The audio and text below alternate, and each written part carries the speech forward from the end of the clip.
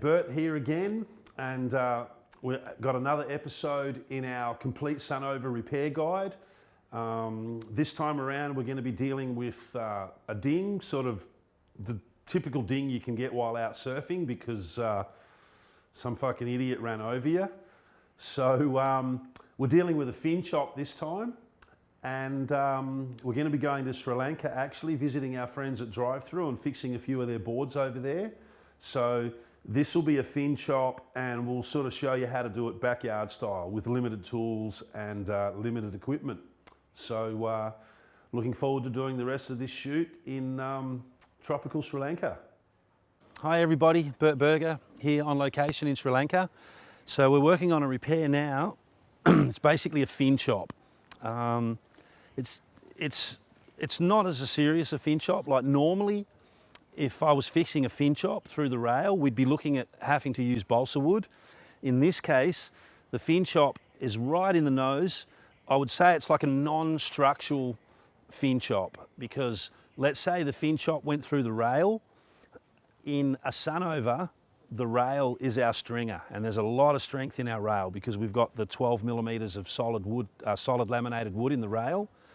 In the case of this one, it's non-structural, so we don't need to put wood in it. So we're just going to fill it with some, normal filler and just treat it like a normal repair. But it's, so it's like a cross between a fin chop and a normal repair. Like it is a fin chop, but we're going to fix it as standard.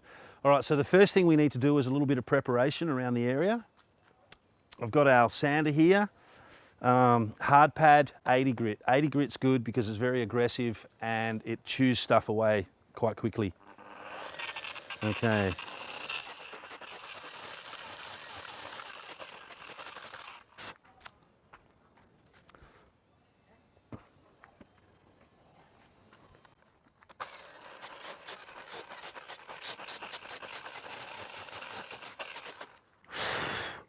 Okay, so there's actually some quite ugly looking, aggressive sort of shards of resin and glass.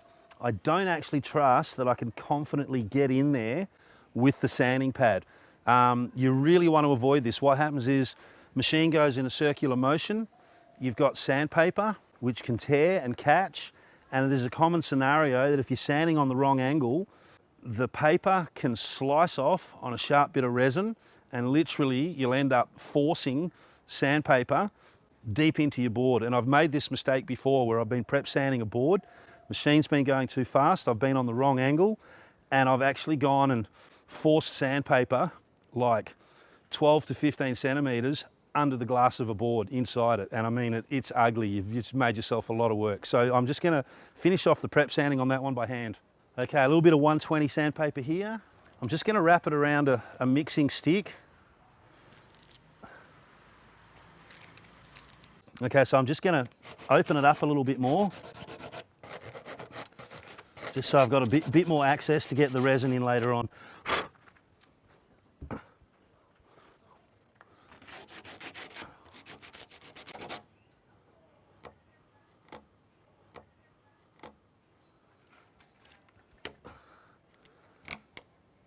All right, let's tear that out.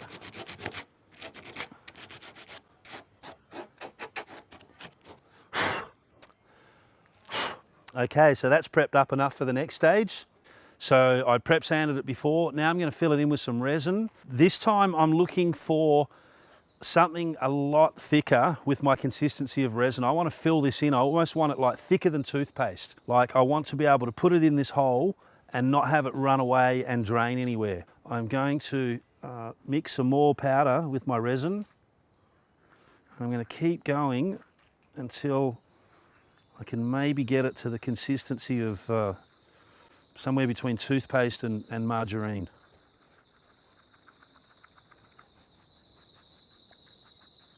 Loving these mixing cups.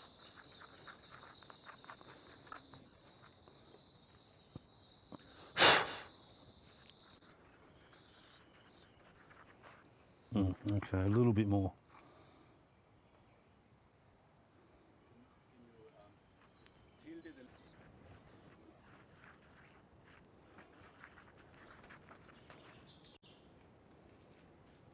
Okay, so I'd say that's, yeah, That's fine. That's not going to cause us too much grief. Okay, so the first thing I'm going to do, I have to actually attack this from both sides. So I'm not going to try and fill it completely now, but I do want to at least fill half of it. So I'm just going to paste a little bit in, and then you'll see what I mean in a second. Just force a little bit in there. And then I'm going to grab some 2-inch tape here.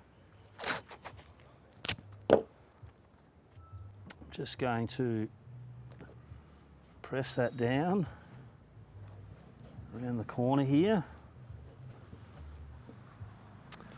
Then we'll flip it over and we'll get the bulk of that fill from the other side.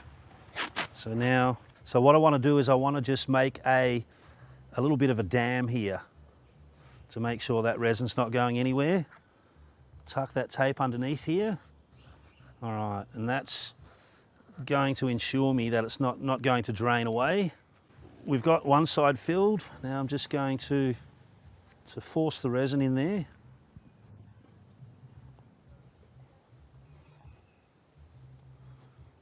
Obviously you want enough to fill everything.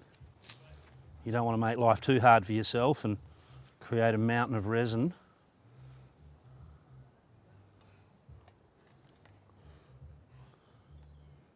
Okay. All right, that's good. We'll let that set. So we'll leave that sit overnight and we'll come back tomorrow and we'll do the next stage on that. Good morning, everybody. So here we are again. We're dealing with our fin chop in the nose here. We filled it up yesterday. It's now the next day. So now we're going to sand it back and glass it up today and hopefully try and get a little bit of colour on it too. Take off from yesterday and remove the tape that we used to hold everything in place. Okay, fine. Okay. All right, so here we've got our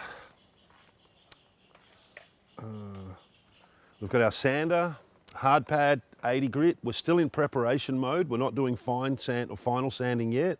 So it's good to have nice aggressive paper when you're cutting stuff back and you're doing preparation. All right, so let's...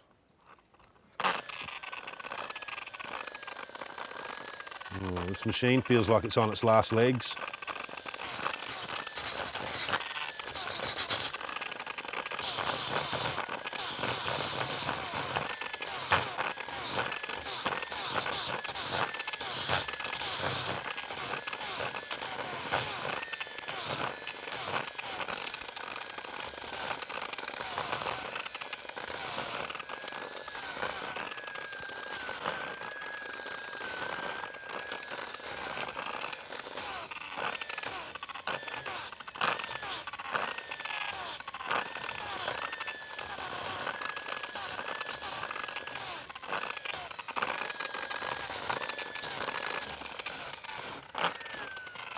Okay, so what my goal is at this point is that fill, I want to sand that back and get it back to the shape of the original board.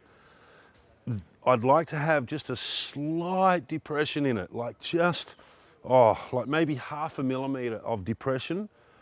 And then I'm looking for about 2 centimetres of sanded area around the repair. And the idea is that once we glass it later, that very subtle, like 0.5 millimetre depression, that's where our new resin and glass will fill in. So later on, when we do our final sanding, everything comes up level again.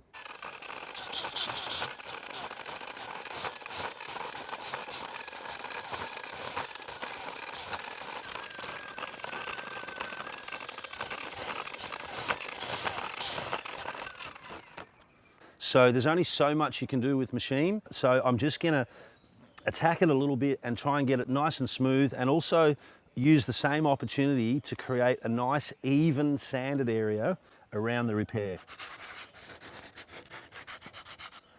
so that it's going to be easier later to cut a piece of fabric that fits that shape. You know, you don't want to have a really irregular shape and then find you're cutting this zigzaggy piece of fabric to try and fit on.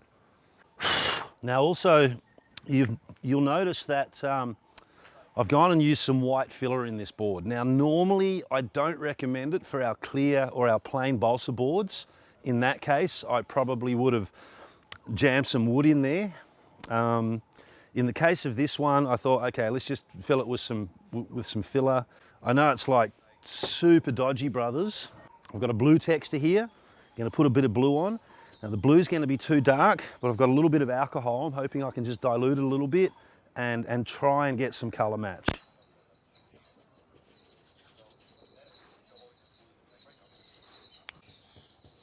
Yeah, it's not so bad. All right, I wouldn't call it the best colour match, but we do actually have a little bit of blue on there. Okay, so now we're ready to cut some glass for that. All right, so I'm looking for 3 rough oval shaped pieces of glass. Okay, that fits on there quite snug. Okay. All right, so I've got a little bit of resin I've actually mixed earlier because we're doing a few little jobs at once. I've got my glass patches. I'm going to be flipping this board back and forth, mainly in an effort to try and glass it cleanly, but I don't want to get dirty either. So yeah, I want the best possible job. First of all, I'm going to put a little bit of resin on the job so that when my glass goes on, it actually soaks up and through.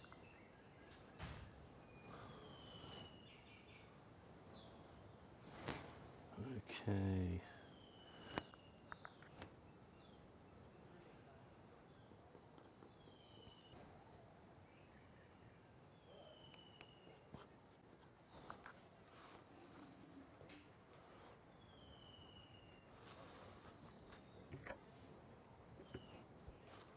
Okay, hopefully, it's probably going to fall off.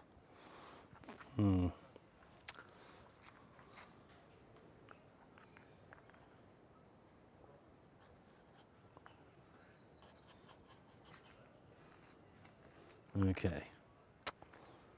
Now we've just got to try and tug this into the correct position. Okay. So you will notice that I have gone and left my glass dry on the edges, which means I can kind of tug my glass into position without getting resin on myself. Okay, a little bit more.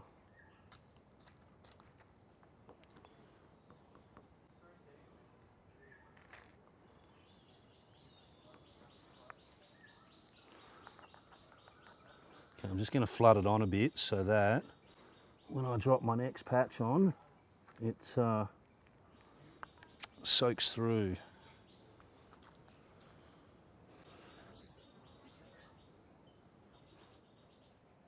Okay.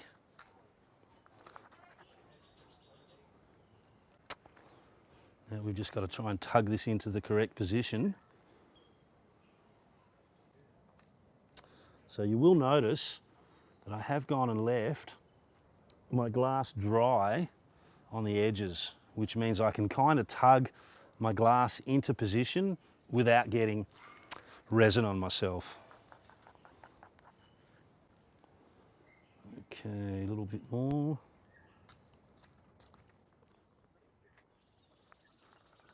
Okay, I'm just going to flood it on a bit so that when I drop my next patch on, it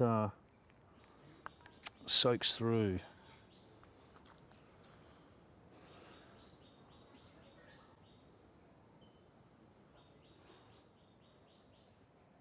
Okay.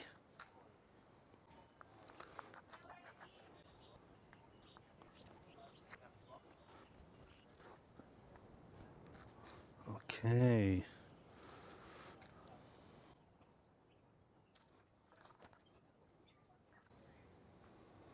So again, you'll see I've left dry glass around the edge. As long as we cover with resin the area that we've sanded, we're fine. And like I said, that dry glass is really going to help later on when we sand. We know that this is glass, there's no bubbles. All that dry glass will need to get sanded off anyway. So it's going to be a lot easier to just whisk away a little bit of dry glass than it will be to sand it full of resin.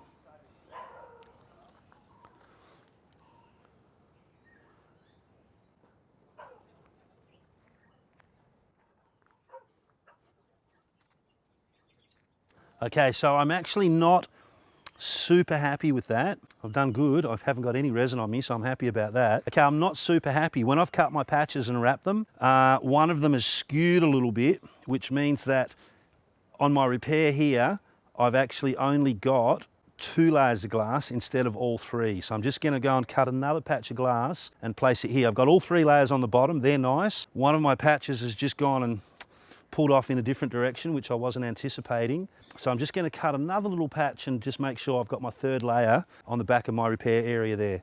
I need a tiny little bit of glass here. Just want a little patch to sit here. Perfect.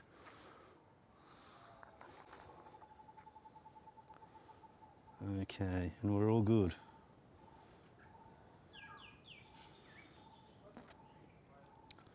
And again, that little bit of dry glass doesn't matter. If you've got any excess, it'll eventually soak into it. And as long as the main part of the repair area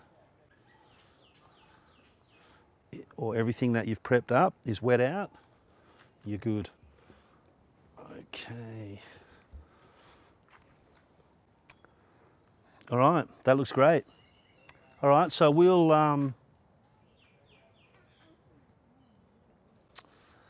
let that sit and come back tomorrow when the resin's dry. Okay, good morning everybody. Steaming away here on location in Sri Lanka.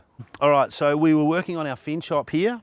You saw already we'd cut it open, put some filler in it, some white filler, hit it with a little bit of blue texture to try and match the color. Then we've glassed over it. So now we're at the stage where we want to gently sand it back, blend in our glass, get the shape right, get it looking nice, and hit it with a finish coat. What I have here is two sanding pads, hard pad with 120, which is what we'll use to remove the bulk of the excess glass and high points. Then we're going to change over to a soft pad with 240, which is going to help with getting a nice finish.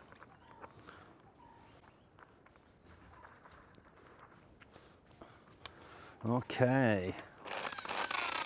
Nice slow machine. Honestly, for repairs is invaluable. It's just going to make your life so much easier. Look, I've toned it right down to 600 RPM. Look, 600 to 1000 RPM is a nice, comfortable working speed. A lot of crew, they get one of these in their hands, they crank it up to 3000 revs, or they try and use an angle grinder that's like 10,000 revs. And as soon as you touch the board, you're doing more damage. So look, nice slow machine. It's a lot harder to make a mistake. You can really focus on where you're at. And believe it or not, it might sound counterintuitive, but when you're going slow with epoxy, you actually remove a lot more material because each grit can actually really grab the resin and remove it. And the other thing is you're not creating clouds of dust. You know, you'll just get a nice little pile of dust next to where you're working and you're going to stay relatively clean. All right, so we're going to start blending first. We're just going to focus on our high points.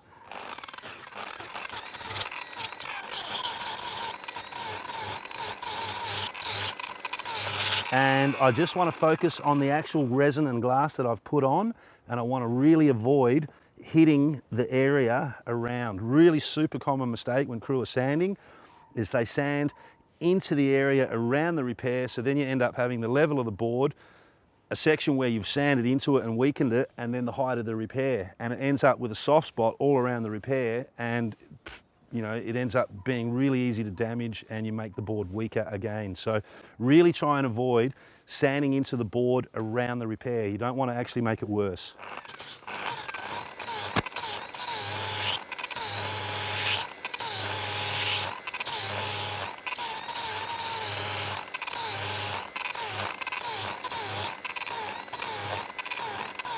And the other thing too is, anywhere where you've put resin and glass over the top of an unsanded area, you'll notice you'll get like a ring or a shiny line, you have to keep going till that shiny line's gone, because anywhere where you've got resin and glass over the top of a shiny surface that's unprepared, it's not going to stick and it's going to peel off later anyway.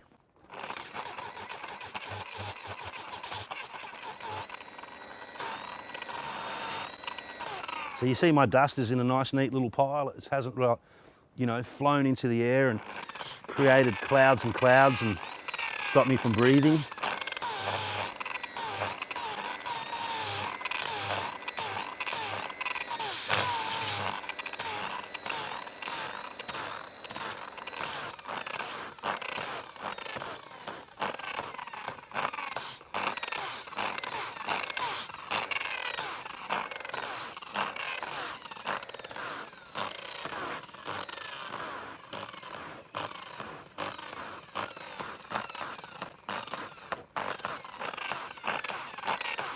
For fuck's sake, I got a fucking ant crawling on me.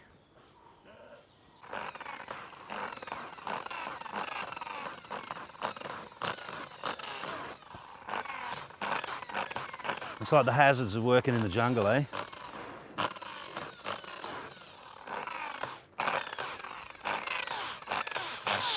All right, that's about as good as I'm going to get that with my hard pad.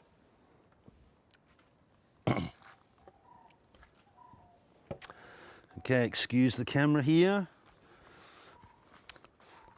Okay.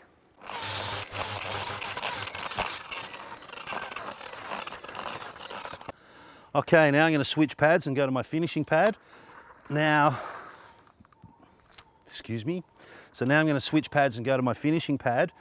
So my 120 was to actually sand it down. The 240 is for finishing, and pretty much what all the 240 is doing is removing the scratches of the 120 and allowing the surface to be smooth enough to apply a finish coat.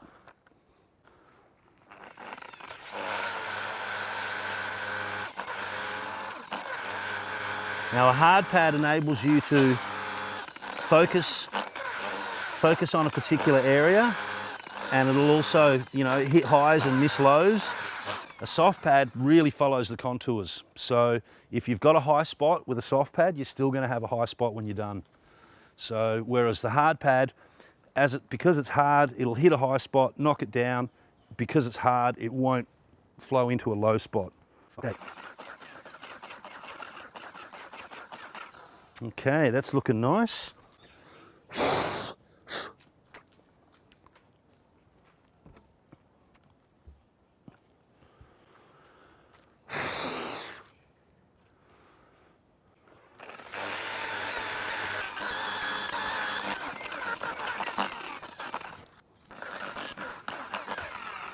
Okay, so in the case of this one, I'm right on the rail. I'm on a corner. I'm around the rail this way, around the rail that way. There's only so much you can do with your machine. Quite often you end up with some small facets. So in the case of this, I'm just going to grab a little bit of 240 with my hand. And I want to do one of two things. One is I want to just make sure everything's smooth and blended. There's no little facets and flat spots. And the second thing I want to do is I want to create a nice even shape, preferably curved, so that when I spray my finish coat on later, I don't have to follow some odd shape. I've got just a nice even curved shape that I can spray finish coat onto. Okay. So you'll notice I'll have my repair, the actual part I was working on. Now, by the time I finish sanding, I've got an area that's probably 7 or 8 centimeters larger than my repair.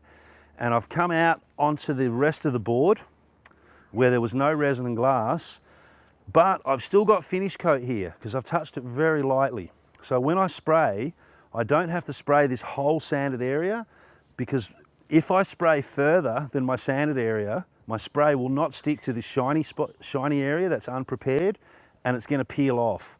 But it'll stick really well to the area that's sanded and prepared. And it'll give me a really nice blend later on. Okay, well, that's ready to finish coat. So we'll go on to our next stage. We'll just wipe the dust off this. Now, unfortunately, I don't have compressed air. I've got a couple of little, tiny little pinhole air bubbles, which are going to cause me a little bit of grief. So we'll try and deal with those the best we can. If I had an air compressor with me here, I'd be able to just blow the dust out of those little bubbles, but unfortunately, I can't at this point. So we're going to deal with them a slightly different way.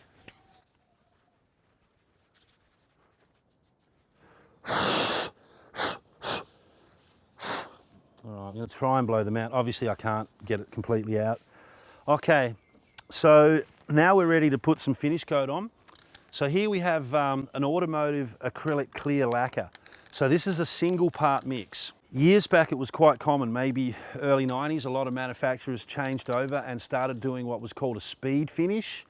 It was quite commonly referred to, and it was simply just a coat of automotive clear, single part lacquer, add thinners, put it in a spray gun, spray it on. Quick and easy finish, quick drying, hence the term speed finish, even though everyone was trying to convince you that it was actually its texture which made the board go faster, but that was total bullshit.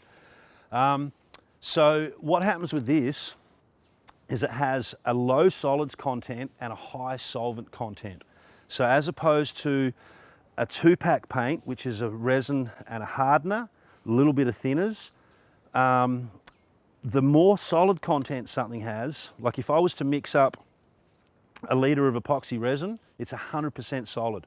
So whatever I have as a liquid, if I have a litre and it weighs a kilo, once I add the two ingredients together, when I come back and it's dry, it's still going to be a litre and it's still going to weigh a kilo. Now, when you have low solids content, something like this can here, this can may hold, well, it says 400 cc, so which is about 400 mil. But basically, once I spray it, probably about 85% of this is solvent, which is just going to evaporate into the air. So what that means is as it dries, it shrinks. And so when I spray it on, if I've got weave, any little scratches, it's going to shrink back into the surface. So I'm going to have to spray on multiple coats. So, but one of the other things we have an issue with is we've got some tiny little pinholes which are basically coming up as white dots. I can't blow them out because I don't have an air compressor. So what I'm going to attempt to do is get rid of this ant, and then I'm going to, sorry, another one? That one? I think he's mushed into the sweat. He's good. All right, so what I'm going to attempt to do is fill these little pinholes with a bit of clear. The only thing I can do is just give it a slight hit. Then I'm going to get my finger and I'm going to work it like crazy, and that dust is going to go clear with the clear. And I actually got most of them, which was pretty cool. Okay. All right, so this is what I would normally refer to that as giving it a smear. And the smear helps to seal the weave and force clear into any tiny little air bubbles. All right, well, we actually did pretty good there. I reckon I got about 80% of them. Okay, here we go. And I got most of them too, yep. Okay, so I've just got a bit of clear and I've literally forced it in with my finger. Now, as I was saying before, this particular product shrinks a lot. So I'm putting a coat on now. I'm probably going to have to do 4 or 5 coats before I have enough material to be able to cut back and get a finish on. We'll probably film one more, but essentially I would have done 4 or 5 touches with this to get a finish. But we don't need to bore you with all of that. Okay, so that's that one done. Let's just sit that one aside for 10 minutes, just go work on something else and we'll give it another coat. Okay, so this is where we're working on our fin chop here, where there was a nice gash in the nose, and you saw that, just reiterating what we've done already. We prepped it up the first day. put some tape on it, filled it up with some resin and Q-cell powder so it was white, allowed that to set, ground it back again, put 3 patches of glass over it. We put a little bit of blue texture on the white to try and get some colour matching, and glassed over it. Then after that, we sanded it back and hit it with about 5 coats of clear. Sanded it back, 120, 240, clear coated it. So normally at this stage, this board is a gloss and polish board. And if I had the right equipment here, which I unfortunately don't, because to finish this board off properly, I need a fine grade of wet and dry, which unfortunately I don't have any here. Neither do I have buffing pads. So to finish this properly from now on, you would hit it with some 600 wet and dry with water, some 1200 wet and dry with water, possibly go through to 1500 or 2000. 1200 is about the minimum you need to try and attempt to get a shine. Once you go past that, up closer to 1500 and 2000, it's really easy to get a shine. So the finish process from here would be to wet and dry it back, hit it with some polishing compound, put a sheepskin wool buffing pad on the Makita polisher and shine it up, and it would blend in with the rest of the board.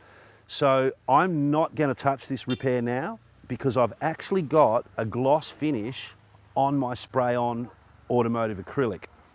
And so while I do have a slight dull patch where my clear has just sprayed onto the surface here, and I have what you call a little bit of overspray, if I was to hit this now with 600, I would create a giant dull patch. So basically I'm not going to finish it. I'm going to leave it as it is and call it done, because the repair area itself is glossy and actually looks okay, and it blends in with the rest of the board better than if I could try and do something now to work on it. So that's how it's done. That's how we'd attack a fin shop. We're going to cover this one again. There'll probably be multiple videos on this one because I did fill it in with white Q-cell and resin. And I don't normally recommend that, but I didn't mind doing it in the case of this board because it has an all over blue tint. Normally we would use wood. So we'll show you that one again. That's it for this particular repair. If you have any questions, you can drop a comment in the box below this video. And even if you have suggestions, look, I'd really, I've been fixing surfboards for a long time, but there may be other alternatives, or someone says, hey, you know what, I could help Bert out, I got a slightly better idea. So if you've got even some helpful tips and comments, we'd love to hear them as well. Drop that in the box below. And look, and even if there's crew out there that would like to help me and also make some extra videos, I'm all for it too. So, and if you've got any other questions and you don't want to write them in the comments box, you can always send us an email at some cunt ran me over, chop my board at sunovasurfboards.com. Thank you. Okay, so that's how it's done. Okay, so fin chop's fixed. If you have any questions, just drop a comment below the box. And also, if you want more information, you can send us an email to somecuntranmeover at sunovasurfboards.com.